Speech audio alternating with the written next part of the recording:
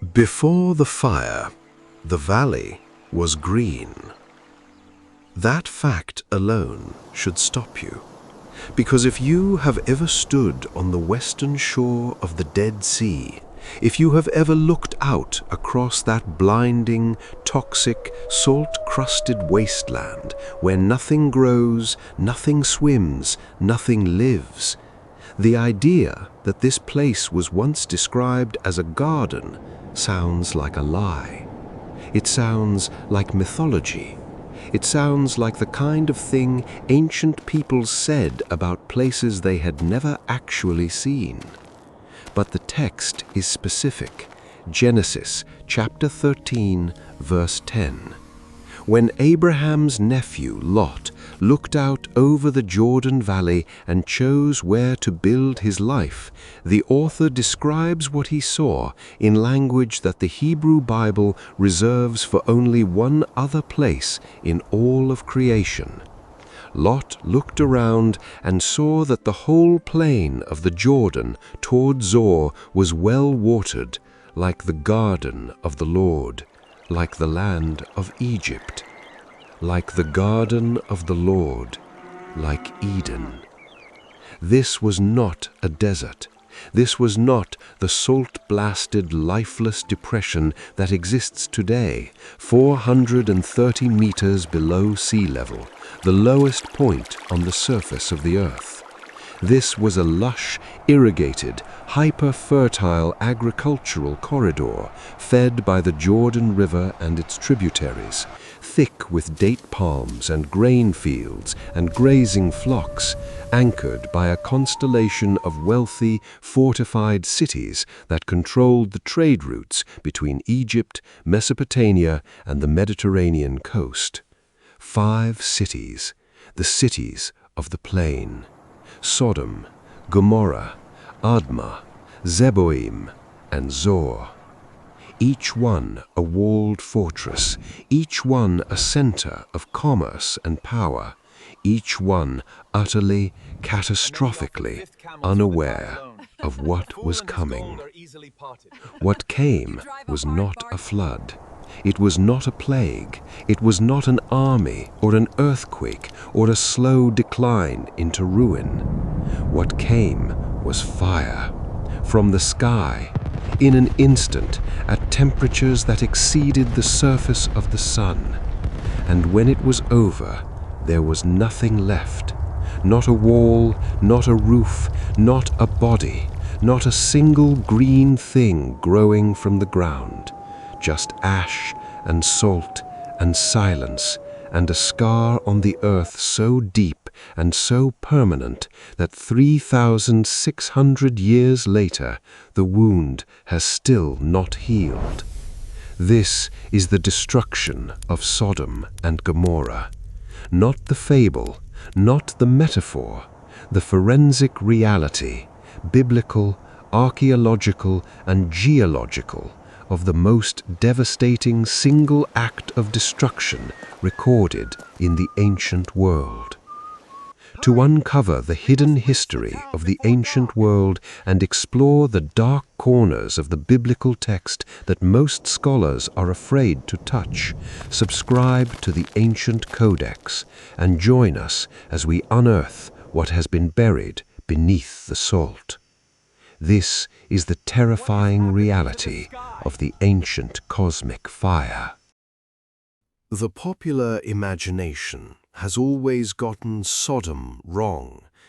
In the modern mind, the city exists as a vague, seedy abstraction, a den of vice, a moral cesspit, a place so debased that its name became a byword for the worst of human behavior. And while the moral dimension is central to the biblical narrative, the fixation on sin has obscured something equally important: the sheer wealth, power, and sophistication of what was destroyed. Sodom was not a cluster of tents. It was not a ragged desert camp of degenerate nomads. Sodom was a fortified, thriving, strategically positioned Middle Bronze Age city-state, part of a network of 5 allied cities that controlled one of the most valuable pieces of real estate in the ancient Near East. The Jordan Valley, in the era before the destruction, was an agricultural powerhouse. The Jordan River, fed by snowmelt from Mount Hermon and the springs of the Galilee, flowed south through a wide, fertile rift valley before emptying into what we now call the Dead Sea. But in the Middle Bronze Age, roughly 2000 to 1650 BCE, the southern Jordan Valley was not the toxic wasteland it is today. The water table was higher. The climate was more temperate. The river and its tributaries created a network of irrigation that sustained dense agriculture: barley, wheat, dates, olives, grapes. Flocks of sheep and goats grazed on the surrounding hillsides. Trade caravans moved through the valley carrying copper from the Arabah, bitumen from the Dead Sea shores, and luxury goods from Egypt and Mesopotamia. The cities of the plain sat at the nexus of all of this. 5 cities, 5 kings, 5 fortified positions controlling the trade routes, the water, the agricultural land, and the mineral wealth of the region. Genesis chapter 14 provides a remarkably detailed account of the geopolitics. It describes a war, the Battle of the Valley of Siddim, in which 4 eastern kings, led by Chedorlaomer of Elam, invaded the Jordan plain to punish the 5 local kings who had rebelled against 12 years of tribute. The passage names the kings individually. It names their cities. It describes the tar pits of the Valley of Siddim, where the retreating kings of Sodom and Gomorrah fell during their flight. It describes the plundering of Sodom and the capture of Lot and his household.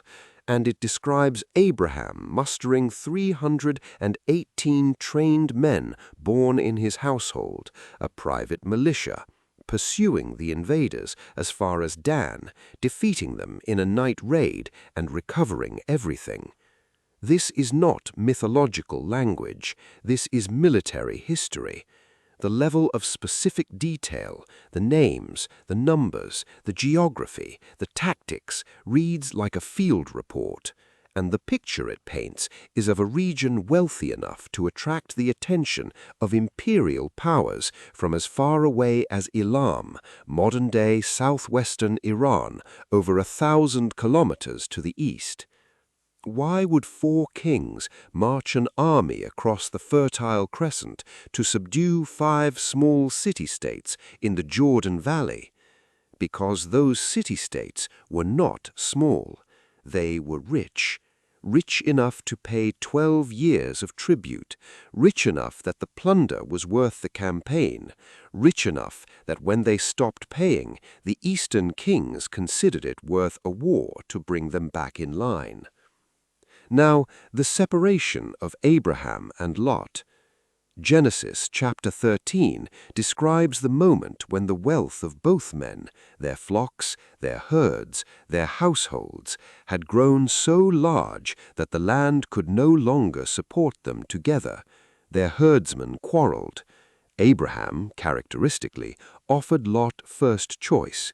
You go left, I will go right. You go right, I will go left. And Lot looked east toward the Jordan Valley. Genesis 13, verse 10. Lot looked around and saw that the whole plain of the Jordan toward Zoar was well watered, like the garden of the Lord, like the land of Egypt, before the Lord destroyed Sodom and Gomorrah. That last clause, before the Lord destroyed Sodom and Gomorrah, is an editorial insertion by the author, a grim foreshadowing dropped into what is otherwise a pastoral scene of agricultural abundance. The author is telling the reader what Lot is looking at, this green, lush, Edenic paradise, no longer exists. It will be annihilated, and Lot is walking straight toward it. The comparison to the garden of the Lord is not casual. The Hebrew phrase is kegan Yahweh, like the garden of Yahweh. The only other place in the Hebrew Bible described in these terms is Eden itself. The author is deliberately equating the Jordan plain with paradise. The implication is devastating. Lot chose the garden, and the garden was about to burn. He pitched his tents near Sodom, then he moved into Sodom. Then by Genesis chapter 19 he was sitting in the gate of Sodom, a phrase that in the ancient Near East indicated civic authority. Lot was not merely a resident, he was an official, a judge, a man who had integrated himself so deeply into the economic, political, and social fabric of the city that when the time came to leave, his own sons-in-law laughed at him. And what kind of city had he integrated into? The biblical text describes Sodom's sins in terms that go beyond the popular reduction. Ezekiel chapter 16, verses 49 through 50, provides the most comprehensive indictment. Now this was the sin of your sister Sodom. She and her daughters were arrogant, overfed and unconcerned. They did not help the poor and needy. They were haughty and did detestable things before me. Therefore I did away with them, as you have seen. Arrogant, overfed, unconcerned. These are not the words of a desperate, impoverished community. These are the words of a society drowning in abundance, so wealthy, so secure behind its walls and its trade agreements and its military alliances, that it had become bloated, callous, and utterly indifferent to anything beyond its own comfort. The poor were ignored, the stranger was exploited, the vulnerable were prey. The Talmud and the Midrash expand on this with stories that paint a picture of institutional cruelty that is genuinely disturbing. The rabbinical tradition describes Sodom as a city that had codified injustice into law. Strangers who entered the city were robbed and beaten by the legal system itself. If a visitor's bed was too long, they were shortened to fit. If it was too short, they were stretched. The poor who begged for food were given coins stamped with the giver's name, but no merchant was allowed to sell them anything. They would starve to death, surrounded by money, and after they died, the citizens would come to retrieve their coins. Whether these specific traditions are historical or homiletic, the portrait is consistent. Sodom was not merely sinful, Sodom was systematically cruel. The wealth of the Jordan plain had produced not generosity, but sociopathy, a civilization that had used its abundance to build a fortress of narcissism so impenetrable that even the presence of divine messengers at the city gate would not crack it. The walls were high, the granaries were full. The tar pits of the valley of Siddim produced a steady supply of bitumen for trade. The caravans came and went. The kings sat on their thrones and counted their tribute, and in the hills above, an old man named Abraham looked down on the green plain and prayed, because he had been told what was coming, and what was coming would leave nothing behind. Chapter 2. The Supernatural Infiltration. The evening before the end of the world, 2 men walked through the gates of Sodom. They did not look unusual. The text does not describe wings. It does not describe halos or glowing skin or any of the artistic embellishments that centuries of religious painting have imposed on the scene. Genesis chapter 19, verse 1 simply says, "The 2 angels arrived at Sodom in the evening."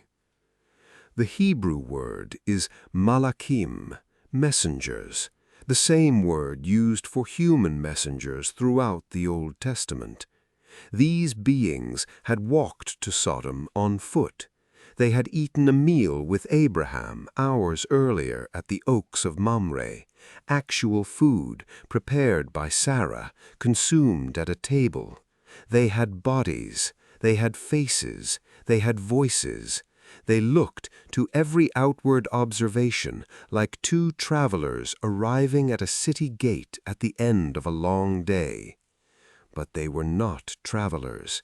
They were the advance team of a demolition operation. They had come to evacuate one family before the fire fell. And Lot knew it. Genesis chapter 19, verse 1. And Lot was sitting in the gateway of Sodom. The gate of an ancient Near Eastern city was not simply an entrance. It was the civic center, the courthouse, the marketplace, the place where legal disputes were settled, trade agreements were sealed, and the elders of the city conducted official business. Lot was sitting there, not passing through, not arriving, but sitting.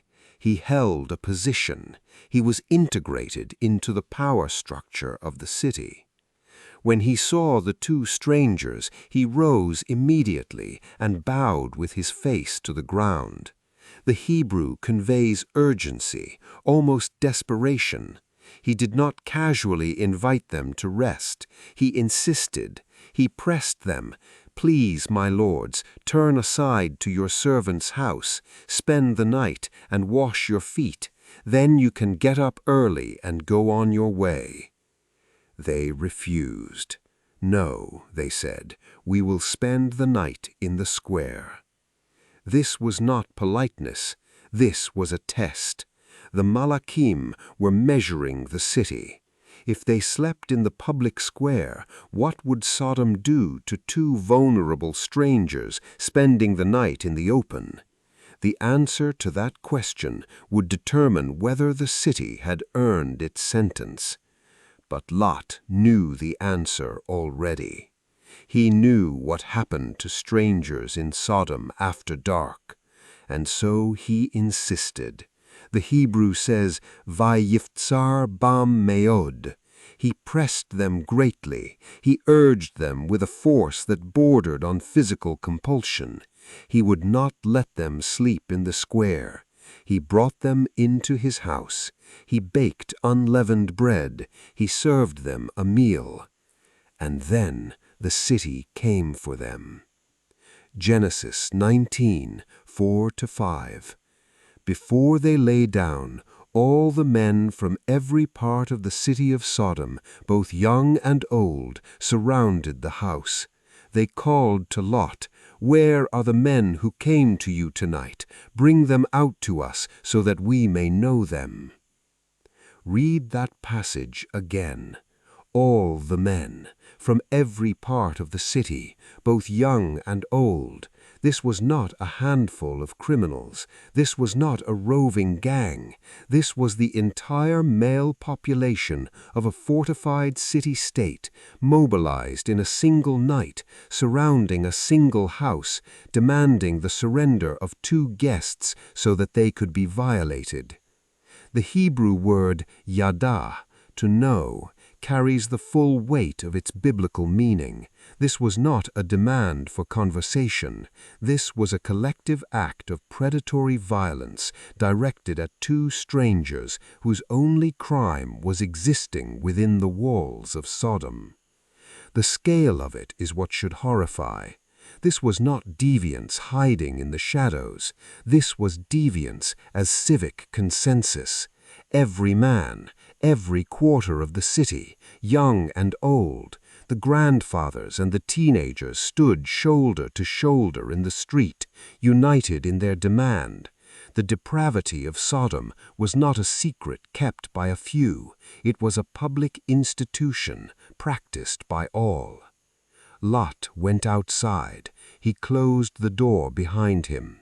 And then he made a choice that has haunted readers of this text for 3,000 years. Genesis 19, 7-8. No, my friends, don't do this wicked thing. Look, I have 2 daughters who have never slept with a man. Let me bring them out to you, and you can do what you like with them. But don't do anything to these men, for they have come under the protection of my roof." This is one of the most morally catastrophic moments in the Hebrew Bible.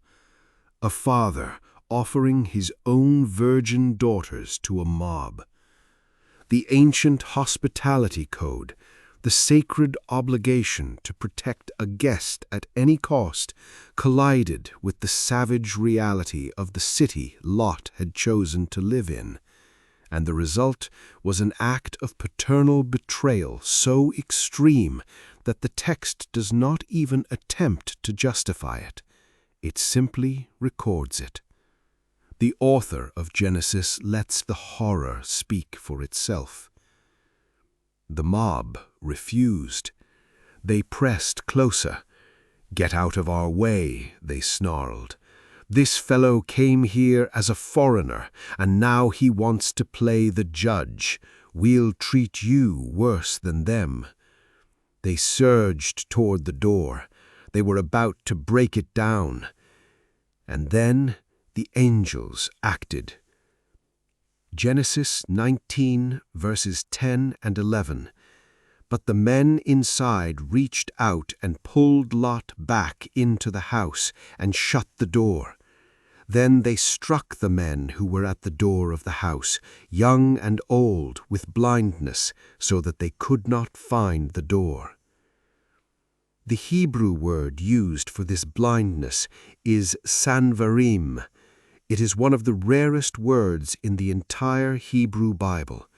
It appears only twice, here in Genesis 19 and in 2 Kings 6:18, when the prophet Elisha strikes the Aramean army with the same condition.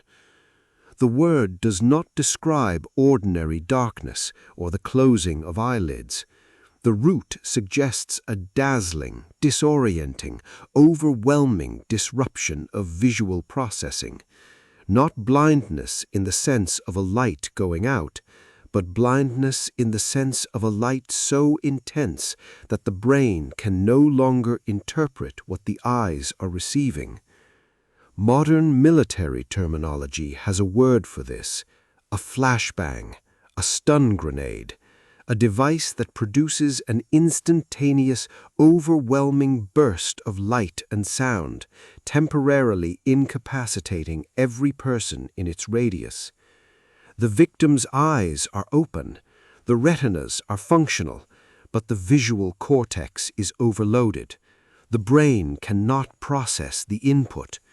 The result is total spatial disorientation, the inability to find a doorway that is directly in front of you, even though your hand is reaching for it.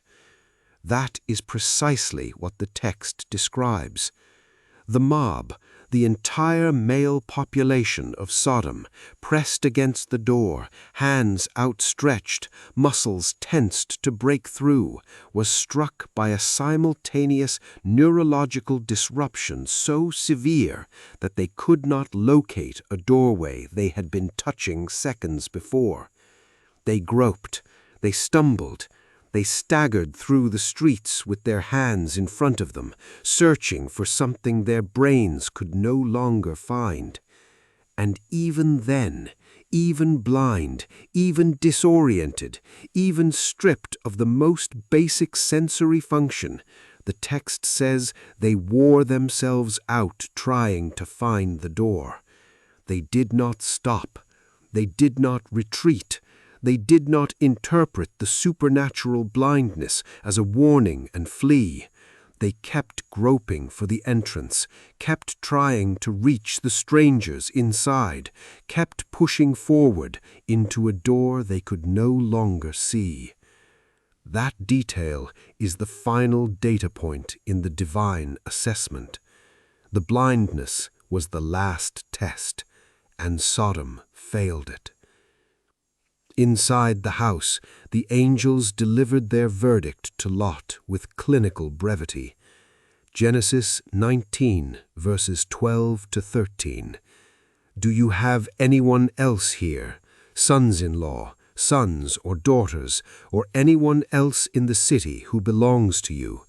Get them out of here, because we are going to destroy this place. The outcry to the Lord against its people is so great that he has sent us to destroy it. Lot ran through the blinded streets to find his sons-in-law. He told them what was coming. He begged them to leave. They laughed at him. Genesis 19, verse 14. But his sons-in-law thought he was joking. Joking! The city was ours from annihilation, and the men who had married into Lot's family, the men who had integrated into Sodom's power structure, who had grown fat on its trade and comfortable behind its walls, could not conceive of its destruction. The walls were too high, the granaries were too full, the economy was too strong. The idea that this wealthy, powerful, impregnable city could be wiped from existence overnight was, to them, literally a joke. They stayed. They died. When dawn broke, the angels seized Lot physically. The Hebrew is vayachaziku. They grabbed him. They took hold of his hand, his wife's hand, and the hands of his 2 daughters, and they dragged them out of the city. The word used implies force. Lot was hesitating.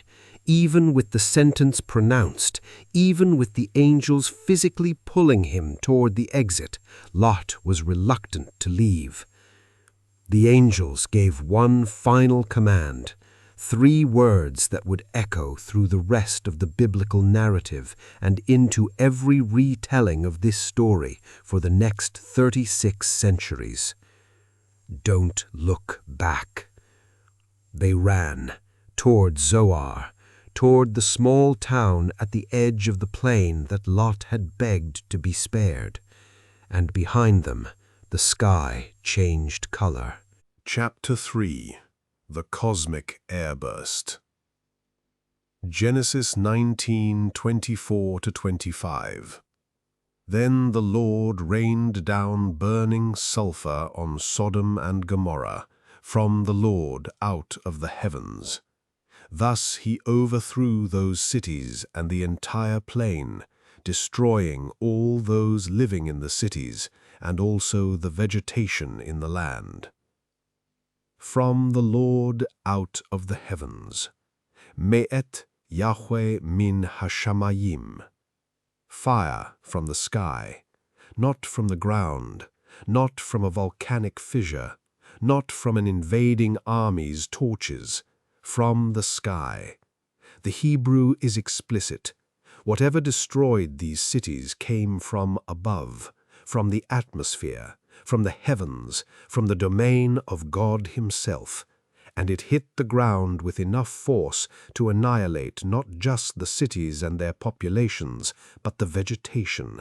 The soil itself was sterilized. The land was rendered permanently, catastrophically infertile. For centuries, scholars and skeptics treated this passage as mythology, a cautionary tale, a theological parable dressed in the language of divine wrath. The idea that fire could literally rain from the sky and obliterate a city was, to the modern rational mind, a primitive superstition, the kind of thing pre-scientific people said when they needed an explanation for ruins they could not otherwise account for. And then, in September of 2021, a paper was published in Nature Scientific Reports that changed the conversation entirely. The paper was titled, "A Tunguska-sized airburst destroyed Tal el-Hammam, a Middle Bronze Age city in the Jordan Valley near the Dead Sea."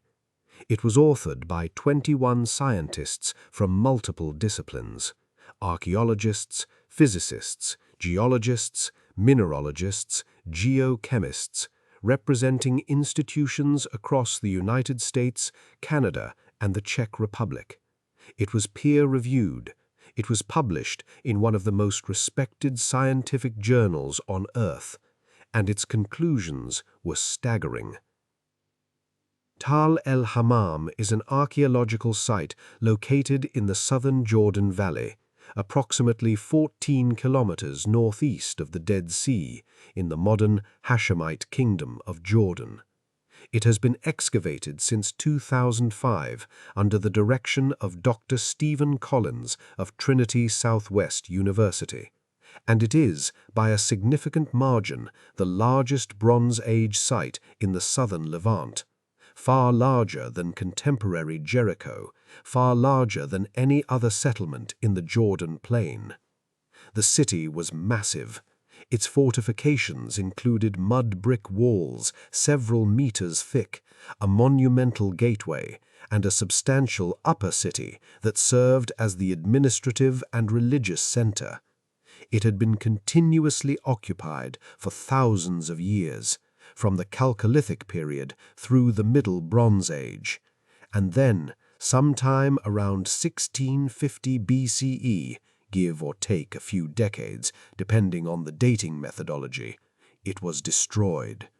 Not gradually, not through siege or famine or the slow erosion of economic decline. The destruction was instantaneous, catastrophic, total, and the evidence of what caused it is written in the dirt with a precision that makes the blood run cold. The 2021 paper catalogued the forensic evidence layer by layer, and what the scientists found was a destruction signature that matched only one known category of natural phenomenon: a cosmic airburst. A cosmic airburst occurs when a small asteroid or comet fragment, typically between 30 and 60 meters in diameter, enters the Earth's atmosphere at hypersonic speed and explodes before hitting the ground. The explosion is not a collision, it is a detonation, a sudden violent release of kinetic energy in the atmosphere, producing a thermal flash, a massive shock wave, and a fireball that can reach temperatures exceeding 10,000 degrees Celsius. For reference, the surface of the Sun is approximately 5,500 degrees Celsius. A cosmic airburst at its epicenter is hotter than the Sun. The most famous example of a cosmic airburst in modern history is the Tunguska event of 1908, when a small asteroid exploded over a remote area of Siberia and flattened approximately 80 million trees across 2,150 square kilometers.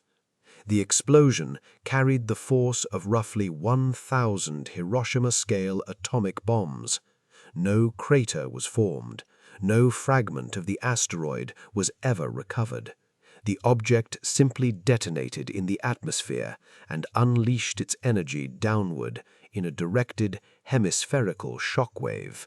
The scientists at Tal el-Hammam found evidence of exactly this kind of event, and the details are forensically devastating. First, the pottery.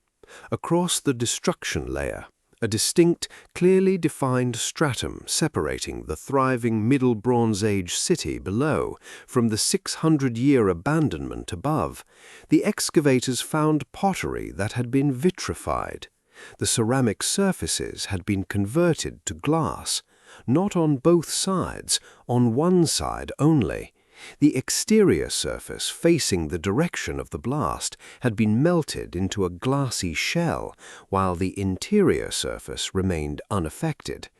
This pattern is consistent with a unidirectional thermal flash, an instantaneous pulse of radiant heat so intense that it melted the outer surface of fired clay before the heat could conduct through to the interior. The temperature required to vitrify pottery in this manner exceeds 1,500 degrees Celsius. The exposure time was measured in seconds, perhaps less. Second, the mud bricks. The primary building material of Tal el-Hammam, as with virtually every city in the ancient Jordan Valley, was sun-dried mud brick. These bricks, composed of clay, straw, and water, are durable under normal conditions, but will soften and dissolve in prolonged rain. What the excavators found was not softened mud brick. They found mud brick that had been melted. The surfaces had been fused into a ceramic glaze, a process that requires sustained temperatures above 1200 degrees Celsius. The interior of the bricks remained raw and unvitrified. Again, a directional, instantaneous thermal pulse. Third, and this is the evidence that elevated the paper from remarkable to paradigm-shifting, shocked quartz. Shocked quartz is a mineral formation that does not occur under any normal geological conditions. It is quartz, silicon dioxide, one of the most common minerals on Earth, that has been subjected to pressures so extreme that the crystal lattice deforms. Under a microscope, shocked quartz displays parallel sets of planar deformation features, lines running through the crystal at specific angles that can only be produced by pressures exceeding 2 gigapascals. For perspective, 2 gigapascals is approximately 20,000 times atmospheric pressure. There are only 3 known mechanisms that produce shocked quartz: nuclear detonations, meteor impacts, and cosmic airbursts. There are no other natural or artificial processes on Earth that generate sufficient pressure. If you find shocked quartz in a destruction layer, you are looking at the signature of an event so violent that it belongs in the same category as nuclear war and asteroid strikes. The scientists found shocked quartz at Tal el-Hammam. They also found diamondoids, microscopic fragments of diamond and diamond-like carbon formed under extreme pressure and temperature conditions embedded in the destruction matrix. They found spherules, tiny, perfectly spherical droplets of melted material that form when matter is vaporized and recondenses in the air. They found elevated concentrations of platinum, iridium, and other platinum group elements, chemical signatures associated with extraterrestrial objects. The picture these findings paint is unambiguous. Sometime around 1650 BC, a small asteroid or comet fragment entered the atmosphere above the southern Jordan Valley and detonated. The airburst produced a thermal flash that melted pottery and mud brick in a fraction of a second. The shock wave flattened the city walls, stripped the topsoil, and generated pressures sufficient to produce shocked quartz and diamondoids. The fireball was hotter than the surface of the sun. The blast was comparable in yield to a 15-megaton nuclear weapon, 1,000 times the bomb that destroyed Hiroshima. The city was erased. Not conquered, not burned by conventional fire, erased, reduced to a thin layer of carbonized destruction debris sandwiched between the vibrant civilization below and the silent, barren centuries above. And the destruction was not limited to Tal el-Hammam. The archaeological record shows that every settlement in the southern Jordan Valley, every town, every village, every agricultural outpost within a radius of approximately 25 kilometers was simultaneously destroyed and abandoned at the same horizon. The regional population, estimated between 40,000 and 65,000 people, vanished from the archaeological record. The area was not reoccupied for 600 years. 600 years, 24 generations of human absence. The land itself was so contaminated, so saturated with salt blown from the Dead Sea by the blast, so stripped of topsoil, so chemically hostile to agriculture, that no one could live there for 6 centuries. Genesis says God overthrew the cities and destroyed the vegetation in the land. The dirt says the same thing. Chapter 4. The Pillar of Salt and the Dead Sea Wasteland. In the final seconds of Sodom's existence, Lot and his family were running. The angels had dragged them out of the city before dawn. They had begged for Zoar, a small town at the southern edge of the plain, because the mountains were too far. The angels granted the request, and as they fled across the open ground between the doomed city and the tiny refuge that would be spared, the sky behind them began to burn. Genesis 19:26. But Lot's wife looked back, and she became a pillar of salt. 11 words in Hebrew. Vatabet ishto me'acharav, vatehi netziv melach. One of the most haunting, most debated, and most physically misunderstood sentences in the entire Bible. For centuries, commentators have treated this verse as a moral lesson. She looked back, she was punished. She disobeyed, she was transformed. The pillar of salt was understood as a miraculous, instantaneous divine judgment, a woman turned to mineral by the finger of God as punishment for a single act of disobedience. But if we place this verse back into the physical reality of what was happening behind her, the reality that the Tal el-Hammam evidence has now revealed with forensic precision, the pillar of salt is not a miracle, it is physics. When the cosmic airburst detonated above the Jordan Valley, it produced 2 distinct and overlapping waves of destruction. The first was the thermal flash, the pulse of radiant heat that melted pottery, vitrified mud brick, and incinerated organic matter in a fraction of a second.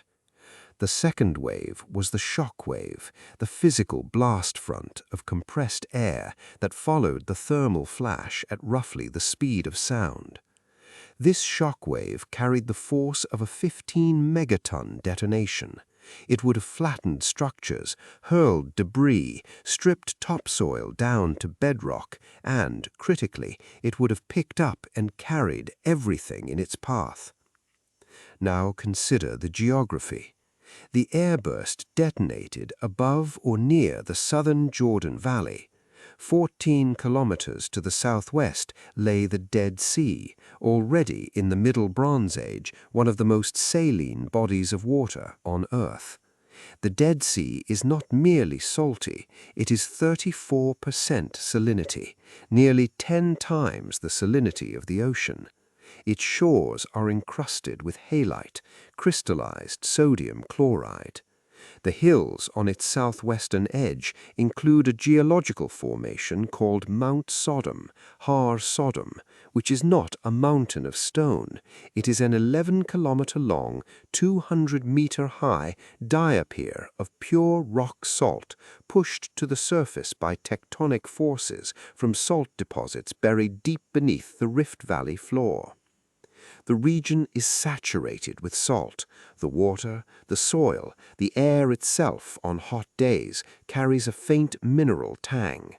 And when the shock wave from the airburst hit the Dead Sea, it did what shock waves do to bodies of water. It vaporized them. Not all of the Dead Sea, of course, but the shock wave would have displaced and aerosolized enormous quantities of hypersaline water from the surface. This water, superheated by the thermal pulse, accelerated by the blast front, carrying dissolved sodium chloride at concentrations sufficient to crystallize on contact with any cooler surface, would have formed a massive, rolling, ground-hugging cloud of superheated brine vapor and salt particulate. a pyroclastic-style surge, but instead of volcanic ash and pumice, it carried salt. This salt-laden blast cloud would have expanded outward from the point of detonation at hundreds of kilometers per hour. It would have engulfed every living thing in the open. It would have coated every surface. It would have infiltrated every crack, every pore, every fold of clothing. And on contact with the cooler surfaces of human skin, hair, and fabric, the dissolved salt would have precipitated out of solution and crystallized. Anyone caught in the open, anyone who had stopped running, anyone who was facing the blast rather than shielded from it, would have been engulfed in a superheated cloud of salt that coated their body in a thick, crystalline shell. Not instantaneously like a fairy tale transformation, but rapidly like a casting, a mold, a mineral sarcophagus formed by the same physical forces that produce salt crusts on the shores of the Dead Sea today, but accelerated to a catastrophic timescale by the energy of the airburst. A pillar of salt.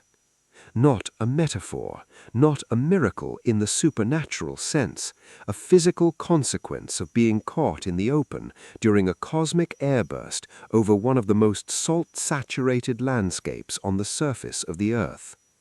The Hebrew word netziv, translated pillar, can also mean a monument, a stele, a standing object. Lot's wife did not dissolve, she did not melt, she solidified. She became a standing form, a human shape encased in crystallized salt, preserved in the posture of the moment she turned around, a monument to the cost of hesitation. Josephus, writing in the 1st century of the Common Era, claimed that this pillar was still visible in his time. In the Antiquities of the Jews, Book 1, Chapter 11, he writes, "But Lot's wife, continually turning back to view the city as she went from it, although God had forbidden her so to do, was changed into a pillar of salt. For I have seen it, and it remains at this day." Whether Josephus saw the actual remains of Lot's wife or merely a natural salt formation that local tradition had identified with the biblical account, the claim itself testifies to the physical reality of salt pillars in the Dead Sea region. They exist, they form naturally, they stand upright, they erode slowly, and they look from a distance eerily and unequivocally like human figures. Now, the aftermath.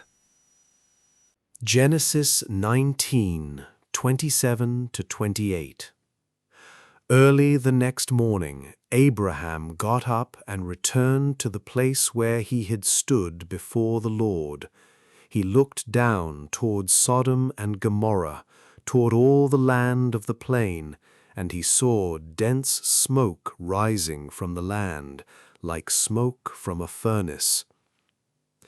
Abraham was standing in the hills above the valley, possibly near Hebron, approximately 40 to 50 kilometers from the blast site. He looked east, and what he saw was not a city burning. He saw the land smoking.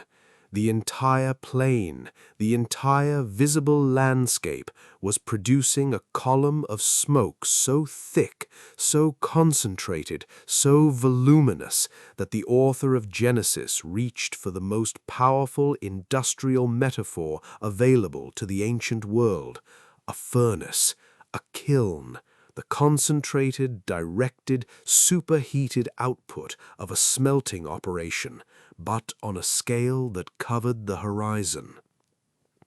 The smoke Abraham saw was not the smoke of burning wood or burning buildings.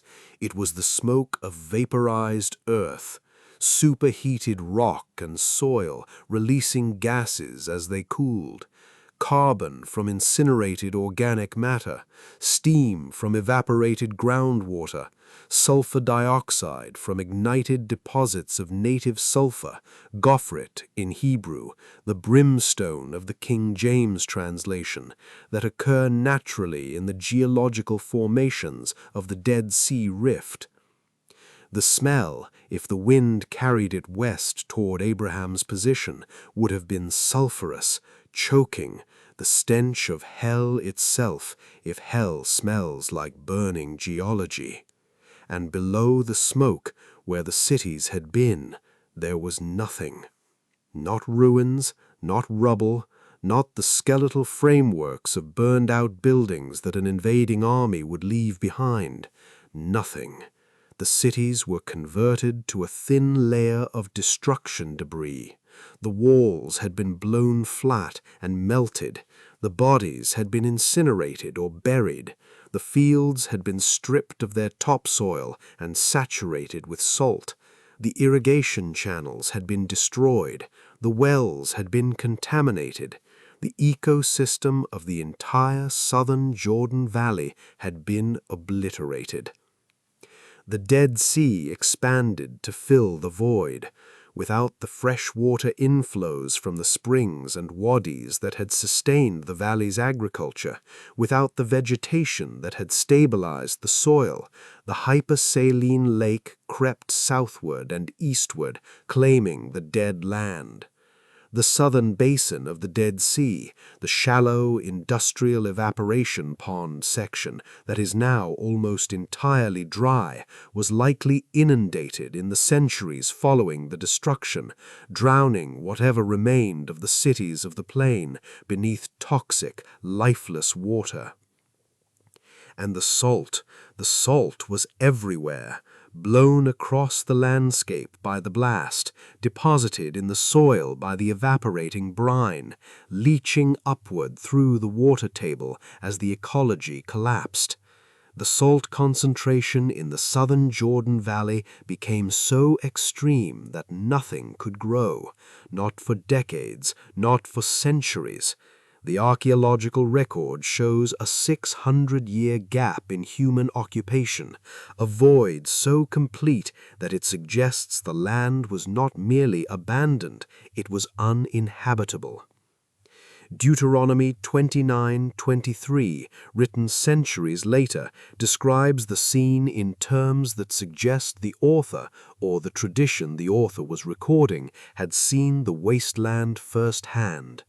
The whole land will be a burning waste of salt and sulfur, nothing planted, nothing sprouting, no vegetation growing on it. It will be like the destruction of Sodom and Gomorrah, Admah and Zeboim, which the Lord overthrew in fierce anger. Nothing planted, nothing sprouting, no vegetation, salt and sulfur, a burning waste. This is not poetic exaggeration. This is a description of a salt flat, a terrain so chemically hostile that the biological processes of growth cannot occur. The southern Jordan Valley to this day fits that description with unsettling accuracy. The Roman historian Tacitus, writing in his Histories around 109 CE, described the region in similar terms.